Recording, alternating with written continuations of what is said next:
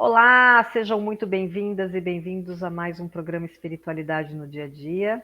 Bem-vindo, Clive, bem-vinda, Lili. Sempre um prazer enorme estar aqui com vocês. Obrigada, o prazer é meu. Obrigado, Sandra. Obrigado, Liliane. Vamos lá. Hoje nós vamos falar de um assunto bem interessante, né, que é ressignificando as emoções. E eu quero já fazer um convite logo de cara. Assiste o programa até o final, porque a gente vai trazer um exercício bem bacana para você poder ressignificar as suas emoções. Quer começar, Lili? Uhum.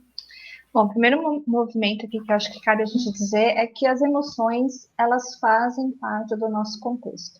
E quando a gente fala de emoções aqui, nós nos referimos a todos os tipos de emoções, sejam elas alegres, tristes, aquele friozinho na barriga, né? Porque as emoções também, elas reverberam no físico. Então, todas as emoções, elas têm um significado, todas as emoções, ela tem um contexto, todas as emoções, ela tem uma história por detrás, né? Nenhuma emoção, ela surge do nada, né? Ela traz, muitas vezes, até mesmo um sinal para que a gente pare e olhe para alguma situação que acontece ou aconteceu com a gente. Então, as emoções, elas servem como um alerta. Então, quando nós negamos alguma emoção, nós também estamos negando um pouquinho de uma história que aconteceu com a gente, ou negando também uma compreensão, um entendimento de algo. Então, é como se as emoções fossem exatamente assim o pontapé inicial para a gente mergulhar mais fundo em alguma história, em alguma situação, em algum sentimento. E assim, qual é o primeiro movimento, né? Olhar para essa emoção. Aí fala assim, mas eu posso olhar para essa emoção, eu sei que ela vai me causar dor. Ela pode causar dor, porque a partir do momento que a gente vai destrinchando as emoções, a gente vai lidar com alguma dor, né? A gente vai lidar com desconforto, vai lidar com uma sensação de, eu não sei se eu quero mesmo olhar para isso. Mas as emoções, elas são fundamentais. Tanto é que elas existem desde que o mundo é mundo, né? Se a gente parar para olhar lá no tempo das cavernas, as emoções reinavam, né? Se eu tinha medo, eu não saía. Se eu estava triste, eu não me envolvia. Então, assim, faz parte do contexto da humanidade. Não tem como a gente não olhar para elas, né? Só que a gente pode, sim, ressignificar as emoções. O que significa ressignificar as emoções? Trazer um novo conceito, trazer um novo significado. Porque às vezes a gente fica preso ou presa a uma situação do passado, e nessa situação do passado ela trouxe um desconforto, uma dor, um medo, uma insegurança, né? E a gente fala, nossa, eu não quero passar por isso de novo, então até evito essa situação, achando que essa situação vai despertar uma emoção que me trouxe um desconforto lá atrás. Então, qual é o primeiro movimento aí? É olhar e aceitar. Aceitar que as emoções fazem parte, seja qual for a emoção. Segundo, é compreender por que essa emoção está trazendo esse desconforto em mim, por que essa emoção está me paralisando, né? E terceiro, agir. O que significa? Aí que entra o ressignificar. É saber que você pode olhar para a situação de uma forma diferente. Então, se eu estou olhando para essa situação com tristeza, eu posso olhar e falar assim, nossa, o que eu posso tirar disso? Né?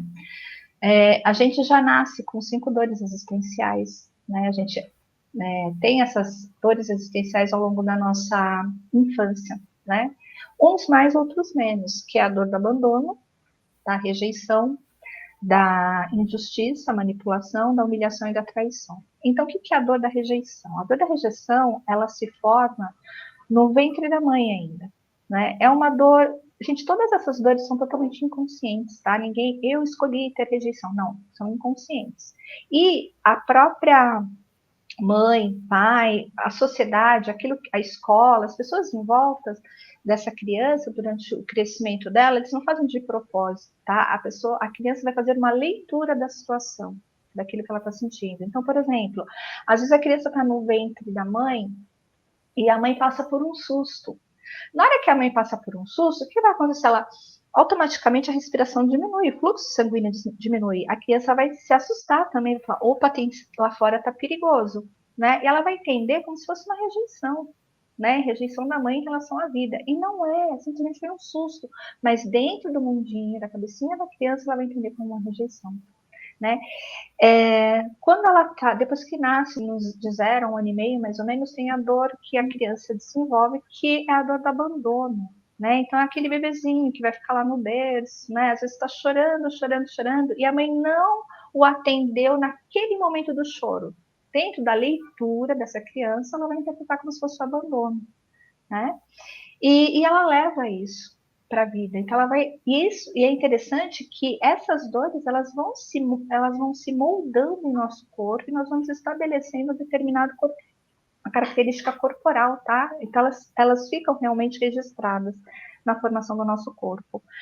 Quando a criança começa o período do desfraude, que é mais ou menos 1 ano e meio, 2 anos, mais ou menos, 2 anos e meio, é aí que ela começa, dependendo de como foi feito esse desfraude, ela pode entender se foi feito assim, nossa, essa criança só faz, já ensinei que tem que usar o banheiro e ela não entendeu ainda. Então, como é feito o desfraude, essa criança pode se sentir humilhada e levar essa dor da humilhação para a vida. E depois, quando tem mais ou menos entre 3 anos e meio, 4 anos, 3 anos, 4 anos, mais ou menos 4 anos e meio, a criança começa a dar os primeiros passos, né? Então, o que ela vai fazer? Quando ela está dando os primeiros passos, ela usa muito o quê? Os braços, né? Então, ela vai se apoiar o tempo todo, né? E aí, o que acontece? Ela vai entender que ela pode utilizar, e ela começa a ficar engraçadinha, porque ela começa a falar, começa a fazer brincadeiras, né? E aí ela começa a perceber que quando ela faz gracinha, os pais, as pessoas ao redor vão olhar para ela. Então, meio que ela consegue entender que eu posso manipular o ambiente, né? Através das minhas gracinhas, porque isso é inconsciente, tá? E aí ela se desenvolve mais nesse sentido. E se ela se sentir, por exemplo, quando ela faz uma gracinha ou uma coisa bem bacana e o pai ou a mãe, o cuidador só olha e diz, ah, tá bom. Ou quando ela mostra um desenho, ah, tá bom. Tipo, sabe quando você só só dá um olhar, mas sem realmente olhar com amor? Você só olha porque você fala, ah, tá bom. Então, o que a criança vai entender? Puxa, se eu não fizer a minha gracinha, não chamar muita atenção, eu não vou ser querido. Então, ela só presta atenção em mim quando eu faço gracinha. Então, ela vai desenvolver o quê? A manipulação. E o último traço de caráter que a gente forma, né, a última emoção que a gente trabalha aí, né, que é quando a criança começa a perceber que o mundo é feito em pares, né? Então, o pai, a mãe, o tio, a tia. Então, ela fala assim: cadê meu par? Né? Então ela começa a buscar esse par. A menina geralmente busca o par no pai e o menino busca o par na mãe. Então ela começa a formar-se um triângulo dentro da cabecinha dela, né? Só que o pai e a mãe já são um casal, né? Então ela se sente o quê? Sobrando. Então nesse movimento, tá? Ela vai entender uma dor chamada dor da traição, né? Só que essas dores, elas podem ser potencializadas ou não. Elas podem ser vividas com mais intensidade ou não.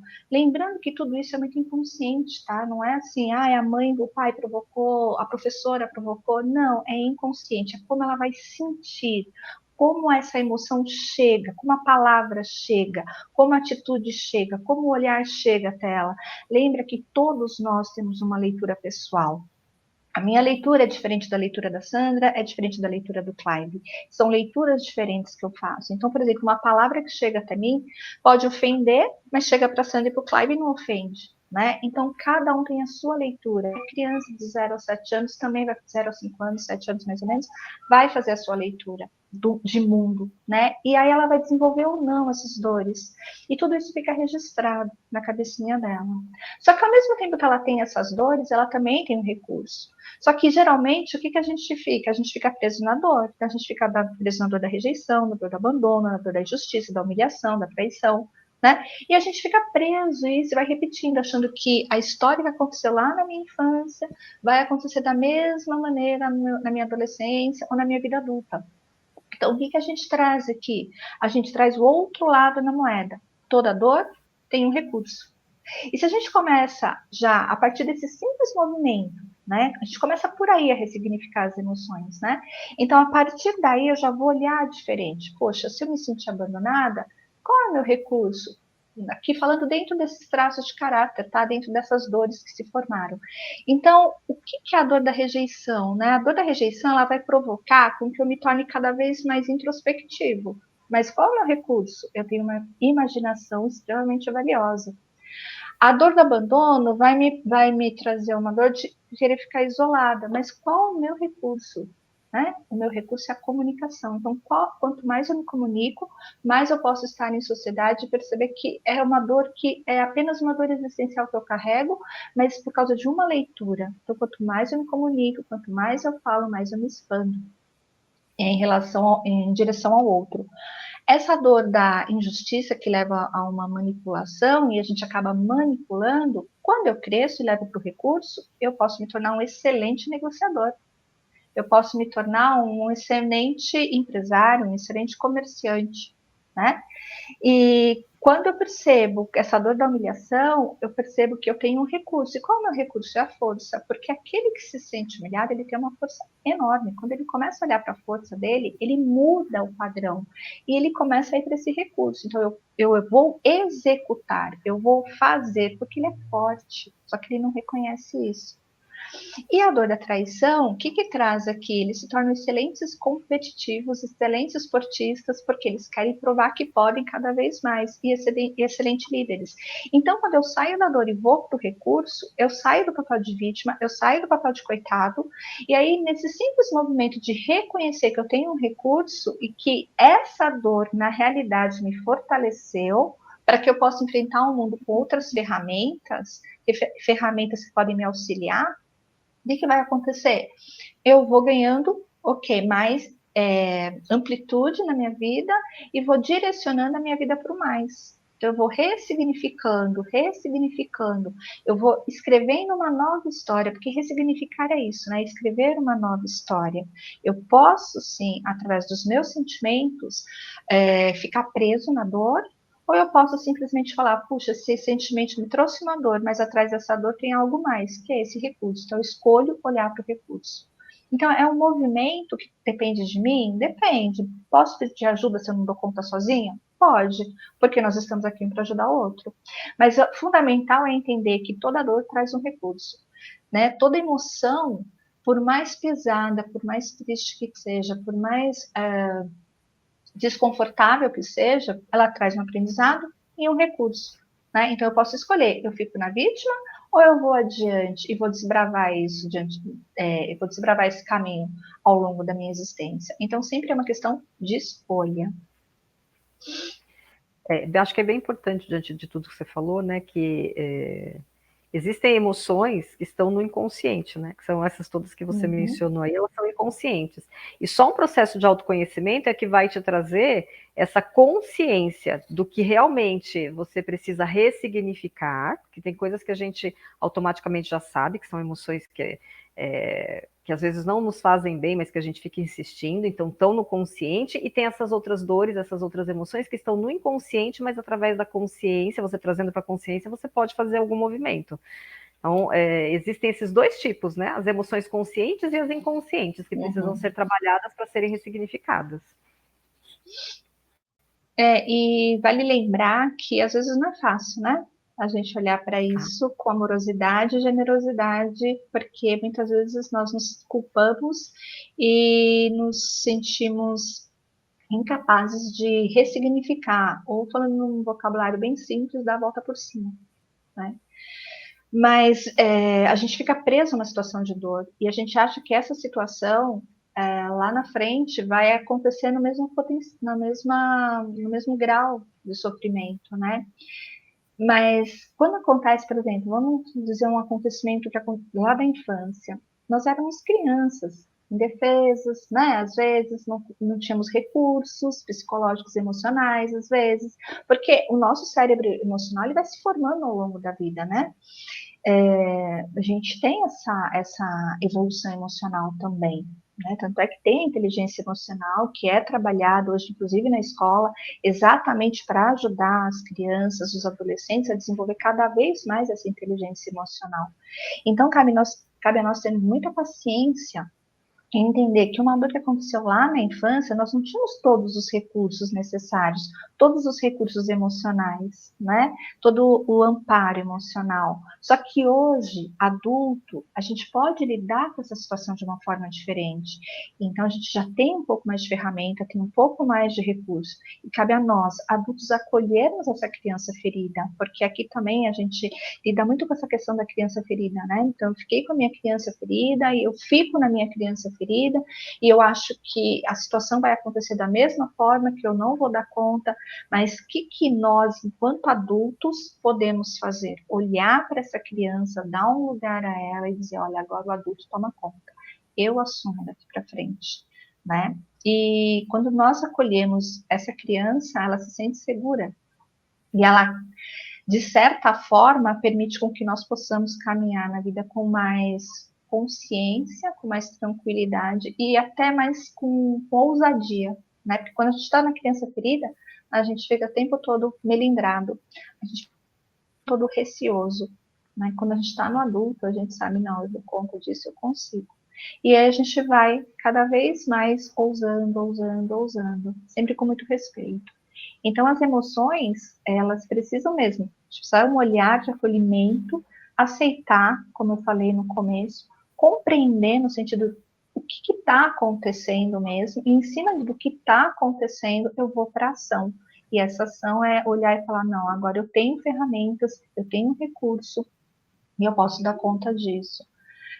A história, ela pode se repetir, mas necessariamente eu não preciso sentir a dor que eu senti no passado, né? Porque a emoção é isso, nada mais é do que você ir cada dia entendendo, compreendendo, acolhendo e modificando o grau do sentimento dessa emoção, né? Eu não preciso ter medo o tempo todo, eu não preciso ficar triste o tempo todo, também não preciso ficar alegre o tempo todo, né? Eu tenho que ter esse equilíbrio, como a gente já falou no programa passado, o equilíbrio das emoções é exatamente isso, é entender que elas fazem parte, mas eu chego aqui e falo, não, peraí, eu tô triste, mas por que eu tô triste?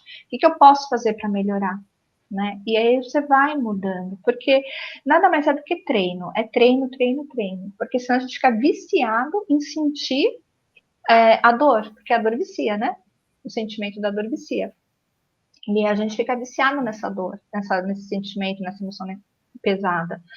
Então, a gente precisa também mandar para o cérebro novos indícios de que ele pode sentir diferente, que esse vício, porque ele vicia mesmo, esse vício pode ir se transmutando e você pode se desconectando disso e trazendo um novo significado, fazendo novas conexões neurais. Acho que seria mais ou menos isso.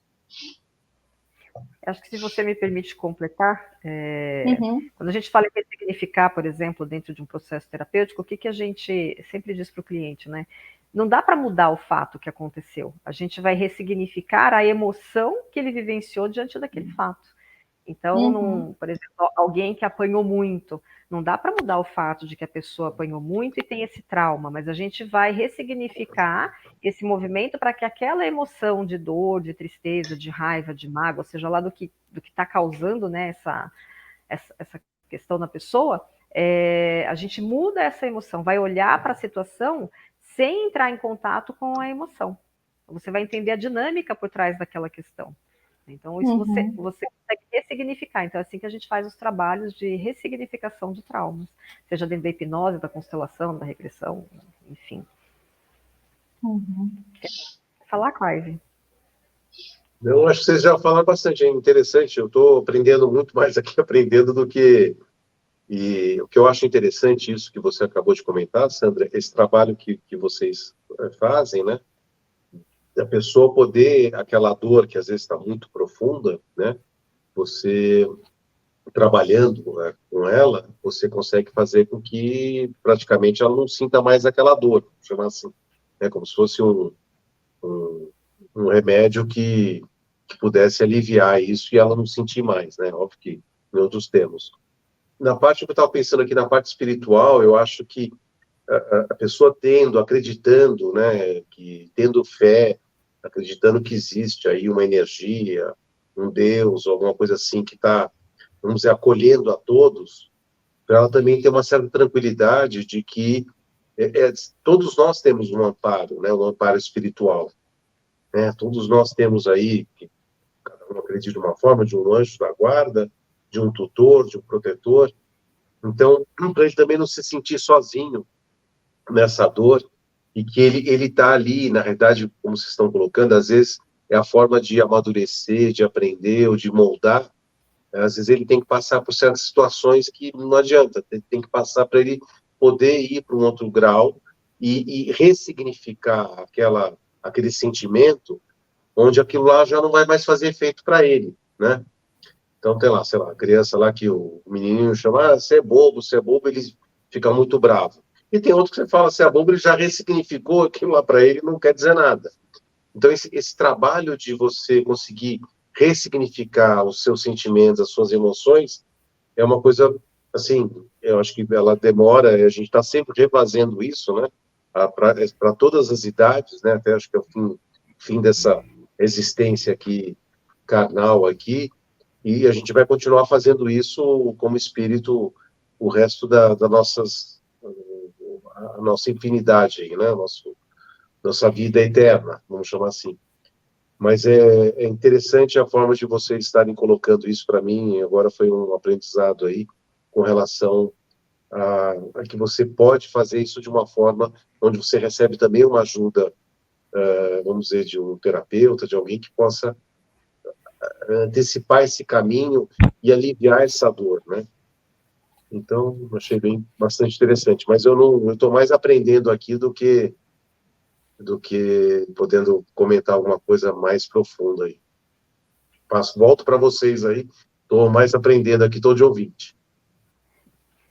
Acho que, na realidade, quando a gente fala em ressignificar as emoções, também é importante lembrar que, principalmente dentro do processo terapêutico, é preciso coragem para fazer isso, né, Lili? Porque não é todo mundo que está disponível para olhar para suas dores, para olhar para o seu lado sombra. Na semana passada nós falamos das polaridades, né? Então, às vezes a gente quer só manter a informação, a fachada de que está tudo bem, sendo que lá dentro está um remeleixo só.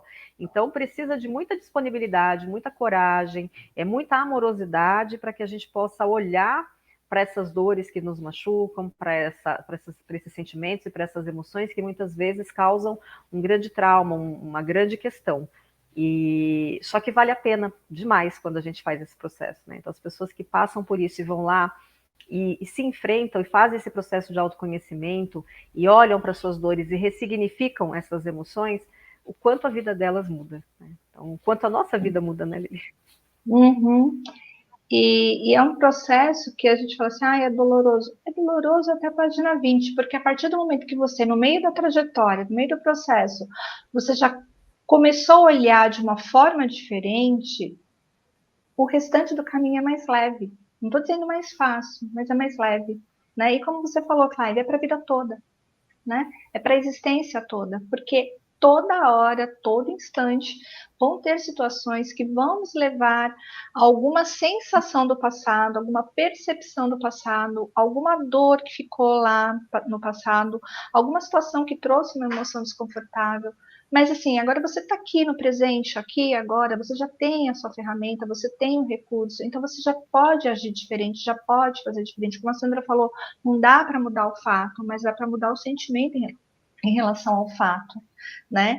E inclusive até em relação às pessoas, porque às vezes a gente guarda mágoa, guarda um ressentimento de alguma pessoa, mas poxa, foi lá atrás, os tempos eram outros, a mentalidade era outra, o conhecimento era outro, as emoções, né, eram outras no sentido de o calor das emoções numa discussão, num conflito. Às vezes a gente fala palavras que no meio de uma discussão, às vezes elas vêm de uma forma bem forte e a gente guarda só aquela dor, porque o que é a palavra, né? A palavra por si só, ela não é nada, né? Mas o que coloca a palavra, a força da palavra é a intenção, é um verbo no sentido assim, o que sai em forma de emoção, de sentimento na palavra. Então eu posso falar, parabéns para você, como eu posso falar, nossa, parabéns, você foi maravilhoso, né? Muda, é a mesma palavra, mas a emoção, a intenção que eu coloquei nessa palavra, ela vai chegar para o outro de alguma forma e ele vai receber. E como ele vai receber? Ele vai receber de uma forma onde ele vai se sentir bem ou ele vai receber de uma forma ele vai se sentir mal. Então, cabe também ao outro lado vigiar a palavra, vigiar como a palavra sai, vigiar qual o sentimento que você coloca nessa palavra, qual a intenção você coloca na palavra, porque eu vou querer ferir a pessoa, eu vou querer com que essa pessoa prospere, ou seja feliz, seja gentil, principalmente com criança. né? Às vezes a gente não mede as palavras, o tom das palavras. Eu acho que é bem assim, o tom, a vibração da palavra, como ela chega para essa criança, né? E aí ela vai carregar isso ao longo da existência dela, ao longo da vida dela. Todos nós já fomos crianças, todos nós já tivemos uma palavra que doeu lá no fundo, né? E a gente teve que olhar e às vezes engolir o choro e falar, não, peraí, a pessoa estava num mau momento.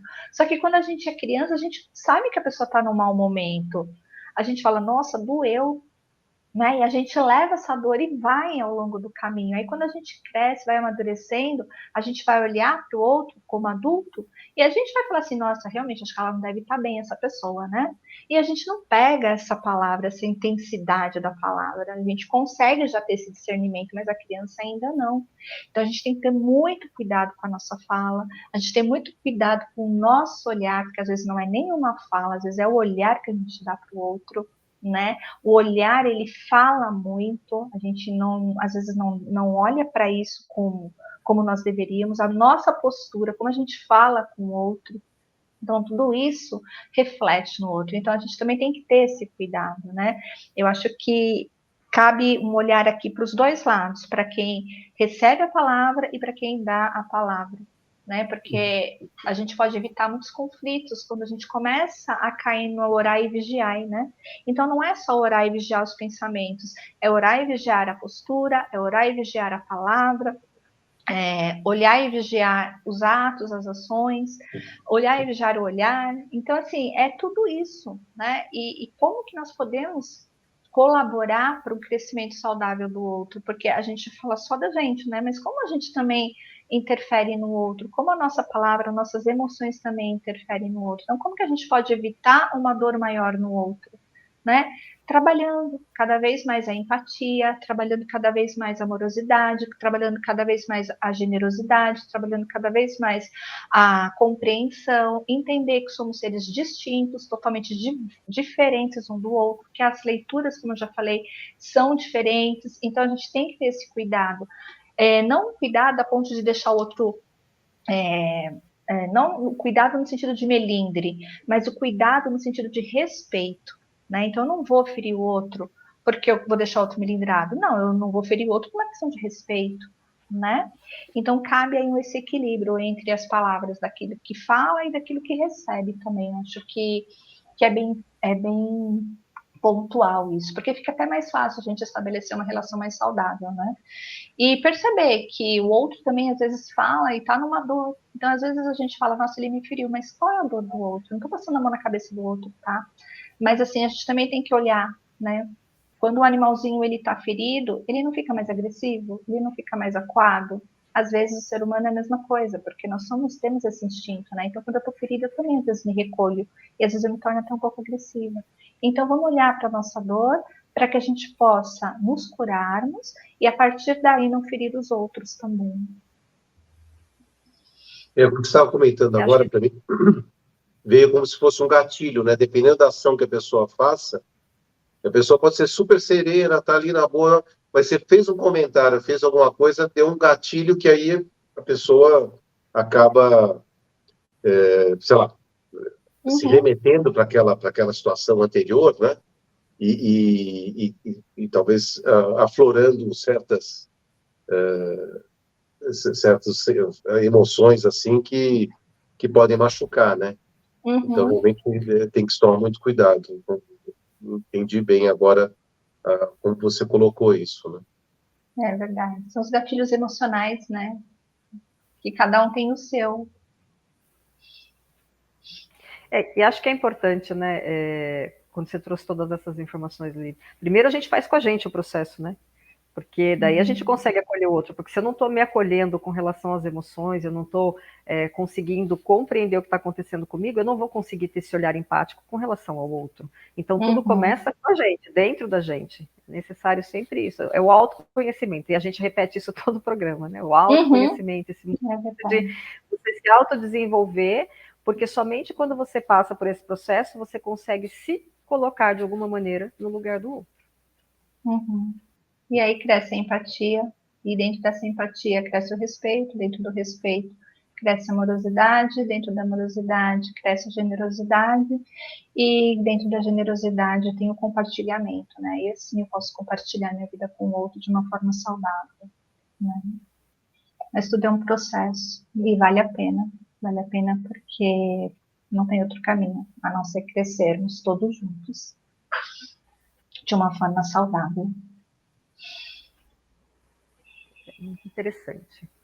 Uhum. Então, você vai conduzir o exercício? Vamos fazer um exercício? Então, é um exercício simples que dá para fazer em casa, a qualquer momento, sempre com respiração, sempre com consciência e muito respeito, né? E esse respeito, quando eu digo, é por você e pelo outro, sempre, e sem julgamento nenhum. Lembrando que toda situação, todo fato, ele é neutro. Nós que colocamos um julgamento, nós colocamos um conceito ou um preconceito, né?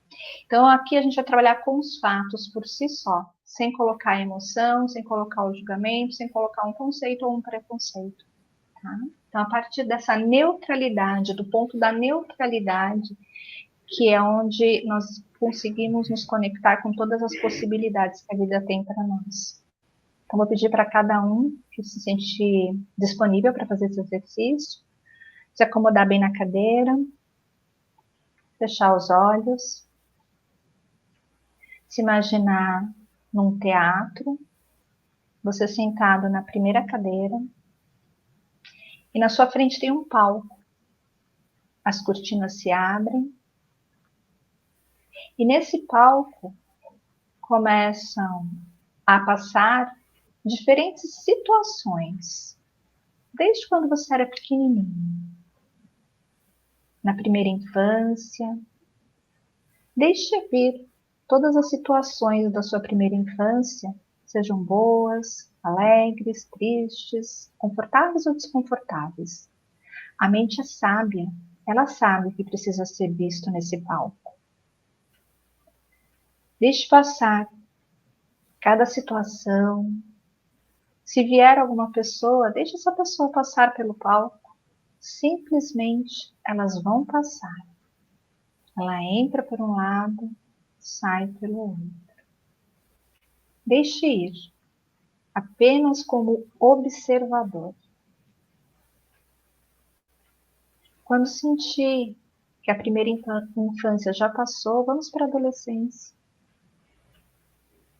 Na adolescência, situações, sensações, percepções, pessoas, tudo isso vai passar nesse palco da vida. Deixe passar, apenas como observador.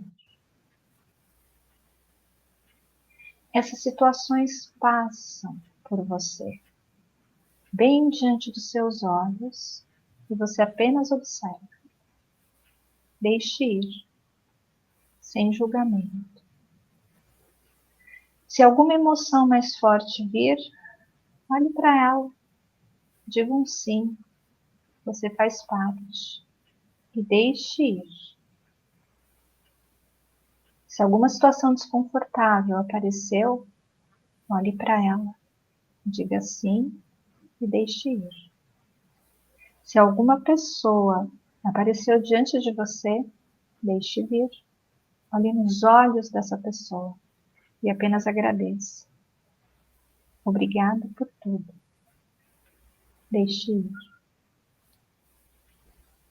Agora, como adulto, observe-se na idade atual, sentado diante desse palco da vida. Deixe vir as situações, as pessoas, as emoções, os sentimentos. Deixe vir apenas. Olhe nos olhos dessas pessoas e apenas agradeça. Obrigada pelo aprendizado e deixe ir. As situações, apenas agradeça e deixe ir.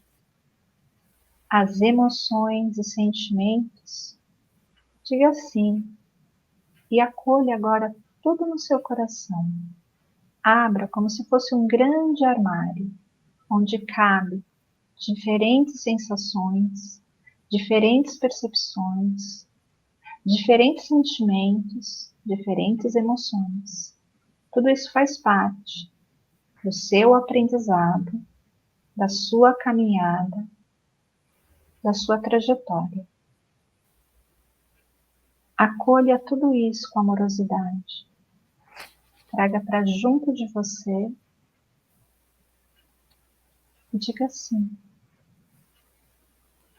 Percebe que seu corpo vai ganhando uma energia de vida, vai ganhando força, vai crescendo, expandindo.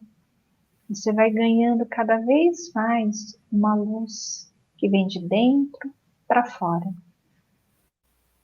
Essa luz tem um nome, chama-se aprendizado. Deixe que esse aprendizado cresça dentro de você. Traga todo o conhecimento. E esse conhecimento se transforma em sabedoria. Todas essas experiências que você viu passar diante de você, nesse palco da vida, trouxeram a sabedoria que você tem hoje. Diga sim a essa sabedoria. Agradeça a cada situação, a cada sensação, a cada percepção, a cada pessoa. Porque todas as pessoas são apenas instrumentos para que você possa se desenvolver, crescer e se tornar cada vez mais sábio.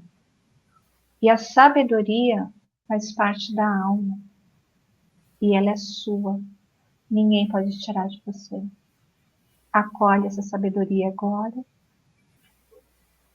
Percebe que ela te toma todo o corpo de uma forma saudável, trazendo ação, trazendo direcionamento, força e abrindo para você infinitas possibilidades nessa nova jornada. Deixa acomodar tudo isso no seu corpo. Percebe que diante de você a cortina desse palco se fecha. Você agradece e devagarinho, no seu tempo, você se levanta dessa cadeira, caminha em direção à porta de saída e se depara com um novo cenário. Um cenário disponível para você, com infinitos recursos e infinitas possibilidades de realização, sucesso e prosperidade. Acolhe no teu coração, diz um sim, porque você merece. Respira e no seu tempo abre os olhos, olha ao redor, percebe a tua realidade, o ambiente físico que você está e diga um sim, daqui para frente, para tudo de melhor que vier para você, porque você merece.